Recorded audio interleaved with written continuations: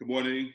Welcome to Community Corner. I'm Brother Doc, and today we have a very special guest today, someone who is an active advocate for social justice, social awareness, and cultural responsibility. I'm talking about the president of BRITE Leadership, none other than Mr., or as I like to call him, Brother Vincent Riggins. Good morning, Brother Riggins. How you doing? Good morning, Dave. How are you? All right. So I know you're a hard man to get a hold of. So I want to first off convey my gratitude that you took the time to have this conversation. And I'm just excited for you to share. I know people know, but I also thank you for helping my platform. I want to share some of the good things you've been doing. It's an inspiration, and it's something that our people need to be aware of for those who don't know, not just in our community, but like locally, but globally, because you're having a global as well as local work, but with global impact. And on that note, Brother Riggins, can you tell us about, I know you're dealing with a plethora of things, but there's something that I was impressed with, especially coming out of the Department of Education as an educator, a teacher for almost 20 years now. You're dealing with something with African-American history, and it's not just a curriculum, but it's also dealing with it from a legal standpoint, if you will. Can you delve into that, if you don't mind? Sure. First I'd like to do is thank you for taking the time to even reach out for me, because we all connected on a number of different platforms. Yes, sir. But I give all the credit and praises to the Lord. Yes, sir. Because the Lord is putting his people together for Yes, the sir. good.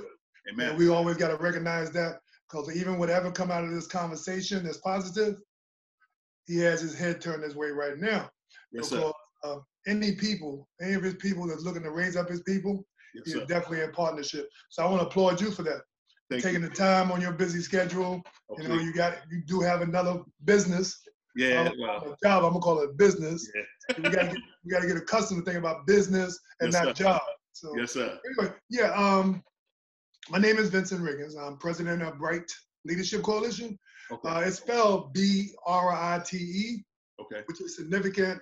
I always have to make that known, because most people spell it BRIGAT and all that. So Gotcha. BRITE, BRITE, is an acronym for Better Relationships in the East. Okay. East standing for East New York. Yes, sir. East New York. Yeah, so No problem. my organization been around since around 1984 Okay. in some way, shape, or form. And after years of impotent Black leadership, internal bickering, and unstable political unity, I found that was one of the major challenges that we had, and that is unifying within ourselves. And that's why the Lord gave me that name, BRITE Leadership Coalition. Better relationships in the East is the foundation of what we need as Black people. Amen. Better relationships, stop being so argumentative when we don't have any power. But yeah, I am one of the campaigns that I'm actively been working on for the last, I guess, 2 years, year and a half stringently. BRITE Leadership Coalition has been the main organization that's been advocating for the passage of legislation to mandate African American history be included in the mainstream curriculum here in New York State. Wow. Okay. So, to make a long story short, is that we have 2 bills pending in the state right now.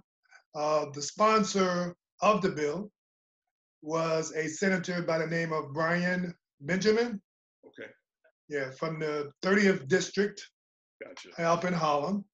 He sponsored the bill. It was picked up as is in the assembly by Assembly Member Diana Richardson. Okay. From the 43rd district. Gotcha. Both legislators are African American. Okay. I call it African American. That's my reference to anybody that's Black that's in America. If you came from, sometimes they get it confused. They say, "Oh, I'm from Jamaica or the Caribbean." If you're in America, you're African American. If you're in Jamaica, you're Afro-Jamaican. Gotcha. If you're in Trinidad, you're Afro-Trinidad. Gotcha. And I think we need to get that settled as a people. Okay, so let me just say on. So she picked up as is, and the significant of a legislator picking up a bill as is from the original sponsor means that there's no convoluted language. Okay. There's no mitigating language that they need to negotiate during the process, which normally slows down a bill. Okay. The bill is African American history. Gotcha. Right? Yes, sir. And the bill number is S1135. Gotcha. And I would encourage everybody in New York State, and even the brothers and sisters outside of the state, may be able to mirror what we are doing where they live at, so we can turn this into a national movement. So I think your show, Brother McGogan, is going to be the impetus to start a national movement to make sure Black people all over the country educate and empower our children with their royal history before slavery. Okay? So they need to know that this system has been designed to indoctrinate our kids and not to educate. Okay. So make a long story short, this campaign, this phase of our campaign, it was a few phases. Obviously, getting a primary sponsor, co-sponsor, and then getting some people to sign on. Also, I can't leave out Senator Roxanne Passard from the 19th district here in Brooklyn. She also signed on as a co-sponsor and supported the bill. Love it. Yeah. So we accomplished our first two objectives. Now we're in the process of just moving around, connecting with resident association, block association, other elected officials to also make them aware and get them motivated to support the bill. Copy. So that's where we are now. The outreach consists of something that's really germane to the environment we're in right now. Yeah. And what I mean by that is being quarantined, right? So everybody is home. Right. So being that everybody is home is really relevant from the way that we started our campaign before the quarantine. And that was to encourage everybody that we meet throughout social media, whatever platform, is to log on to the state website. Gotcha. And I'm going to give you the state website. So that's an alert for people to pull out their pen and piece of paper, or maybe just listen to this recording later. And we're going to have it right here on the screen, right underneath. Oh, you going to do that, or you want me to do it? I'm going to do it. Yeah, it's going to be there. All right. So let me just give you the structure of it. We asked everybody to go onto the state website, put in the bill number S1135, search it, and then it'll pop up and it kind of give you the status of the bill. But when you get there, it's going to ask you whether you in support of the bill, yay or nay. So we ask everybody to click on yay, obviously. The state website is www.nysenate.gov. That's NewYorkSenate.gov. Gotcha. So once again, www.nysenate.gov. And when that screen pop up, it's going to ask you for that information. The quickest way is to put in the bill, which is S1135, and then go through the menu, and you not only will be able to vote yay or nay, and you will also be able to add a comment on why you think the legislation and the bills are important in our society today. So that's where we are right now. Our goal is to have at least 50,000 to 100,000 Black people that love their children to log in with some keystrokes and make a difference in their children's future. I copy. Now, I appreciate, I kind of understand, I'm assuming because you have made a reference to, like, being a teacher, I know our curriculum, sometimes I always taught extracurricular, right? And I know with Black history, it's relegated to the month of February, right? And there's even, I even had conversations with teachers of European descent or white teachers, right? And they said, I don't know, is Black history important? Why can't it just be a part of the curriculum, right? Because at the end of the day, Black history is not just once a month or once a year in 1 month, but it's something that's ongoing. Why do you think that is relevant in 2020? Why do you think we should have a Black, quote unquote, African descent or African ascent history curriculum? What, if I may ask, what was the Well, let me just get into it this way. Those responses from teachers, particularly, I would say Caucasian, because the number one, the economy in the United States is racism. So never look past that. Gotcha. See, it is to qualify, it's a mental psychosis. Gotcha. See, I'm no longer convoluted about racism and don't understand the dynamics of it. Most white people don't understand that they're operating from an indoctrinated racist platform. If you were to say they was racist, the first thing them teachers would say, I'm not racist. I love my students, right? But what they don't understand is the mental psychosis and indoctrination that we've been going through as a country for over 400 years. So it's embedded in our genealogy, racism. And it's called, scientifically, you would have to look at mental psychosis. Mental psychosis, without getting all involved in that, is something that's embedded, right? From our way of living, our lifestyle, and stuff like that. And in our genealogy, it affects us through our experiences. Right? Which means that in our genealogy right now as African American Black people, we have been coded from our ancestors with certain triggers in our DNA for survival. And it kicks in anytime we experience the slave owner, the purveyors of genocide, interacting with us. Sometimes it interprets itself into aggressive behavior, and most of the time it interprets itself into some form of submission or agreement with the purveyors of genocide. Now, contrary, the white people are suffering from mental psychosis too. That's been embedded in their genealogy. And that's why most of the time when they talk to Black people, they're talking down to them as servants and as slaves, not as free thinkers that can balance, social situations on their own intellect. So, because their ancestors was the purveyors of genocide against Black people, in this particular country, the descendants of the kidnapped Black Africans, that is embedded in white people genealogy. See, they don't understand it and they don't teach it in school, and that's why they're taking sciences out of school, especially for our children. They don't want us to understand that. See, so anytime you say something about Black power, a genealogy cell kick in. No, we got to keep them slaves down. No. We can't let them rise up above. See, they don't say it that way verbally. It don't come out, but it's embedded in them. Okay. For them to say, you don't need to teach your children their royal history, but they teaching their children European history, is proof of the statement I just made. Yeah. Let you want to respond? I saw your hair go up like. Yeah, well, a couple of things are running through my mind. So I appreciate your point of view.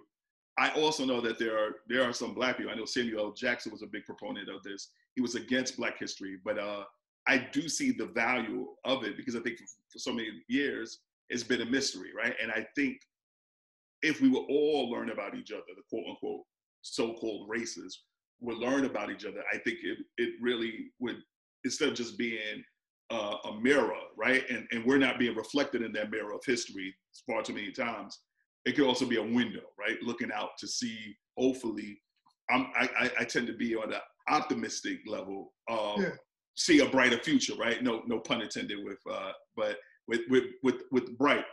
Appreciate that. Now you said something, and it connects, I guess, to what's going on today. So when this is aired, this will probably be a week now, but when we're recording, this happened, or at least I saw the footage last night of a Black man being pinned down by police officers, if I'm not mistaken, in Minnesota, correct?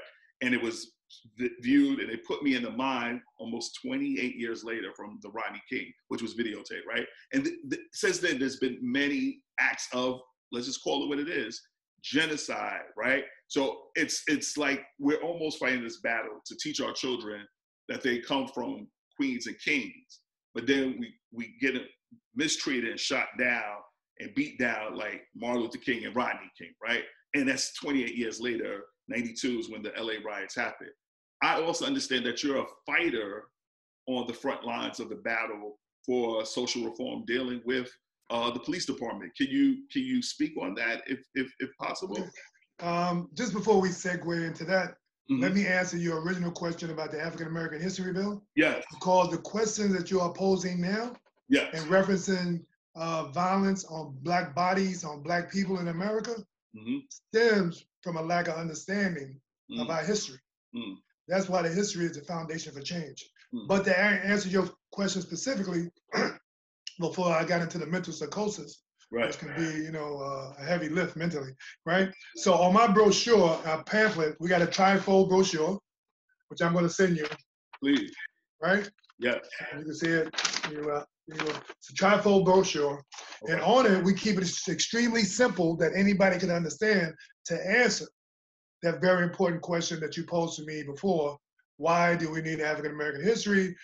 And it says, if I was to ask educated people, right? Because when you reference white teachers, they automatically know they're more educated than you about Black people, right? Right. If you was to ask educated people with letters in front of their names, what group of people was stolen, their names, culture, language, gods, and ancestors mm-hmm. were forbidden under the penalty of law, under the penalty of law or under the penalty of death, what would your answer be? And I always give them a multiple choice question because in the indoctrinating educational system, that's how they teach now, right? At least that's how they teach our children. They don't want them using free thought, so they give you multiple questions for our children to answer. So I developed this brochure specifically to mirror that. Gotcha.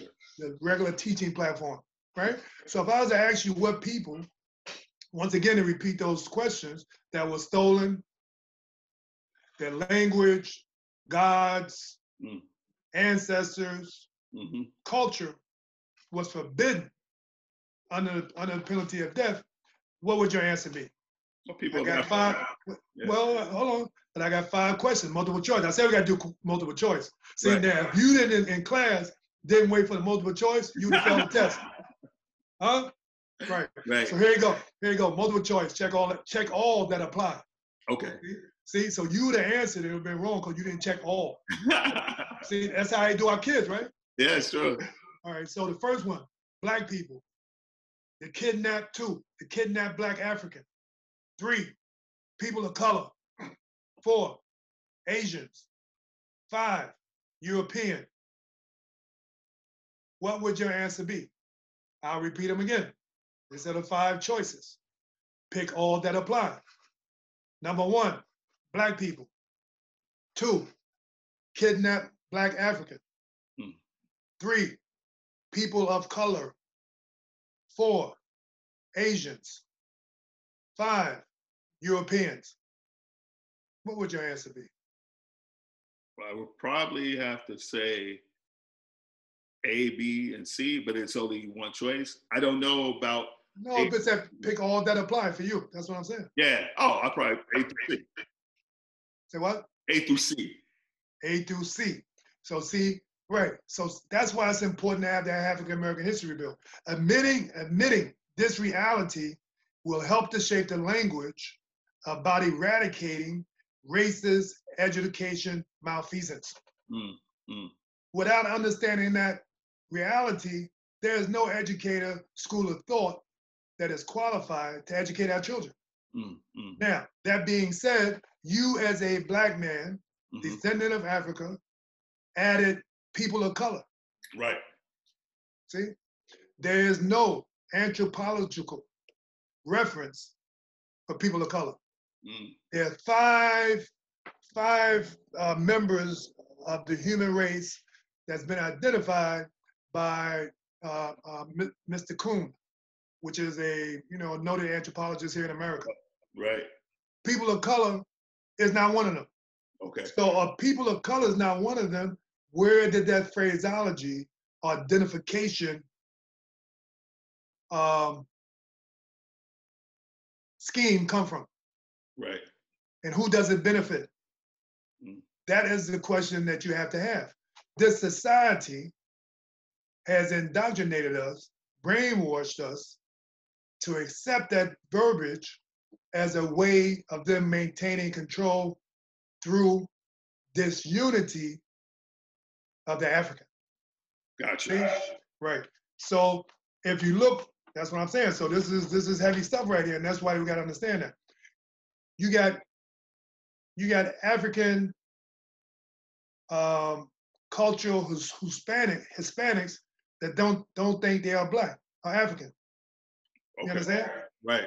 Because of their indoctrination in this country and racism, internally, because of their mental psychosis, they want to rally around white people because they feel safer being around master, right? They don't want to stand up for who they really are and respect their ancestors. Now, one of the, I guess, major contributors to African American history, I know you probably heard of the Schomburg Museum in Harlem. Sure. Yeah, you heard about that, right? Of course, yeah. Well, guess what? He was a African Puerto Rican. Yes, right. See? So we're now during this millennium season where we have been indoctrinated and miseducated. These young Hispanics don't think they are Black. So now they're referencing themselves as people of color. Once again, there is no anthropological reference for people of color. So what the white supremacists did is just wrote you out of history. You are a non-entity for the educated community. And that's why you're here. I'm just gonna segue now. We're gonna get some heavy stuff. That's why you are here. Democrats use that phraseology. Right. One, the purveyors of white supremacy know exactly the messaging they're sending. Right. But the so-called educated people adopt it and use the impression or the illusion that they are including everybody.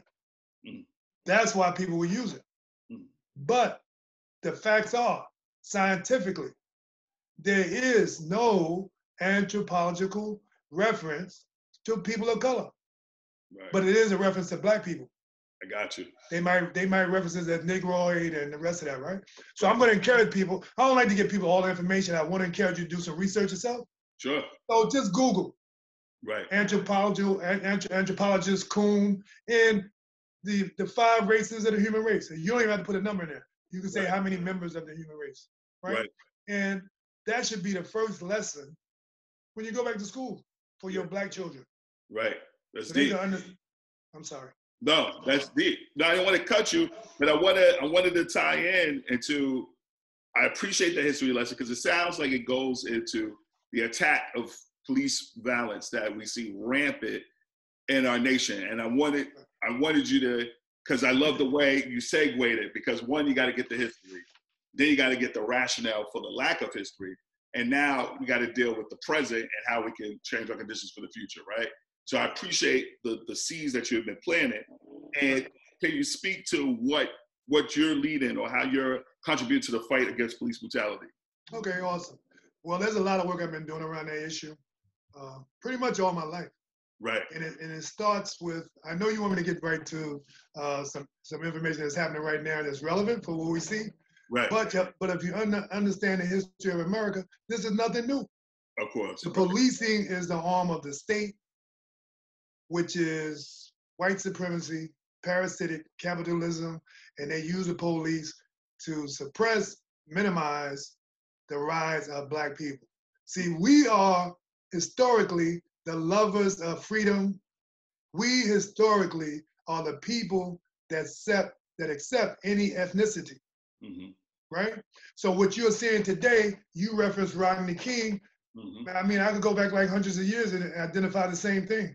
Right. The only difference now is because we have cell phones and things a lot more connected and recorded that you think it's a new phenomenon. It Right. is not, Right. right? But they have to hit on what you referenced because of some around this pandemic that we're in now, Mm-hmm. and social distancing and all of that. Right. The mayor and the governor issued some stringent policing edits that require them to enforce distancing, right? Right. And the only victims of that enforcement has been Black and brown people. Now I'm using brown people for clarification and understanding, right? But it's all Black people, period. Right. And what they want to do is say, well, we only, it was 48% Black people and 24% Hispanics. You understand? Right. That's 90%. That's 90% Black people. Yeah. You understand? Whatever numbers out there, it didn't add up. But the point I'm making is this: they always, as part of their social engineering tactics, is to keep us divided. Mm. So even when they are brutalizing us, murdering us, the first thing they say is try to have a differentiation between the people, because they know because most people, white people, are racist. So they say, oh no, we're not battering just the white people. I mean, just the Black people. It was only another reference. I'm just throwing out some numbers. I don't care if they add up or not. It was 35% Black people, and it was 24% Hispanics, and they might even say it was 15% Caribbean. You understand? Right. We are so ignorant, and they know they done indoctrinate us to a degree that we can't disseminate the difference that they talking about white people. I mean, talking about Black people. Mm. No white people that gathered during this pandemic was victimized by police, even though the mayor and the governor gave orders to the commissioner for the police department to enforce it. This right? is So it's an organization right now that has a platform called an elected civilian review board. okay. Yeah, and right now they're pushing a campaign to have that added to legislation and built into law. The elected civilian review board is to replace what's in place now, which is called a civilian review board, Okay. CCRB. All Got right. But the CCRB does not have the power to hand out discipline to police officers that break the law and violate citizens, murder citizens. They really cannot hand out that discipline. That's still in the hands of the commissioner. So the CRB, Civilian Review Board, is pushing a campaign, or the ECRB, I'm sorry, is pushing a campaign to implement that into law. So they got a campaign going on now to push that. It's a worthwhile campaign because I believe that anything or legislation that's implemented that can change the economy that we live in now is good. That's right. Historically, it's not a brand new campaign. I mean, since before integration, similar language had been used to demand justice, equality, and the end to the murder and victimization of Black people, right? Mm-hmm. So the organization that's leading this now, I really don't agree with the politics of the people that's in it, the communist socialists, but just like white people and other ethnicities, Black people should be able to partner with any organization that's leading a fight for the safety and the protection of Black bodies. So I'm going to help them in that campaign. I'm also as a Black man in America that live in one of the most impacted districts that was victimized by this heavy-handed police brutality during this pandemic and have been doing this work, I understand that Black people have to stand up, right? Yeah. Which most of us have been doing in some way or form. Right. Advocate for our own safety, for ourselves and our children. Right. What we're proposing to do right now, BRITE Leadership Coalition, is to also start a petition campaign. Okay. Right, a little something similar to the African American History Bill, to have people to sign a petition, because if you get 30,000 votes, it's a way to get that measure onto the ballot as a referendum. So it's two ways to get the legislation in. The city council could vote it with a majority vote, and then you need about 34 votes to override a mayor's veto. But also, if you get the required number of signatures on the petition, that would also force it on the ballot as well and allow it to be included. Gotcha. Brother Riggins, we could build. This was quite an experience. I feel like I know the listeners, I know I was impacted by your words and your knowledge, and not just words and knowledge, but you're actually doing something as action. That's what they call an activist. But you're also an educator and an activist. So we thank you for the time. I see bright days ahead. Thank you for that. For East New York, as well as for our nation, and I hope for the world. But I also know that there's no, as Frederick Douglass said, there's no progress without struggle. So Aluda continua, the struggle continues. Brother Riggins, thank you for your time, your commitment, not just for this interview, but throughout the years. And we got to build again. I hope we have some more conversations. Well, I'm looking forward to that. And once again, I thank you for allowing the Lord to use you to create this platform. One of the impetuses in the Black community right now is a lack of communication, even though with all these devices around Black issues. Even today, like in the past, we have other ethnicities adding their voice to articulate our realities. Sure. And we got to take ownership of that. So thank you. I know you got some other things to do, so do I. We got up on this early morning. All praises to God. All praises to God. Looking forward to conversation in the future. Thank you. Thank you so much, Brother Riggins. Thank you for watching Community Corner. Hit subscribe. Let me give you my, I'm gonna stand up so you get this image. Yeah, let me see. That's it. One team. All right. Together, everyone achieves more unity in the community. Thank you for tuning in. I'm Dr. McGugan. This is Brother Vincent Riggins. Thank you for watching Community Corner. Tune in next week. We'll have another guest with some information and some inspiration. Be safe and give God the best of your life for the rest of your life. Thank you. Black power.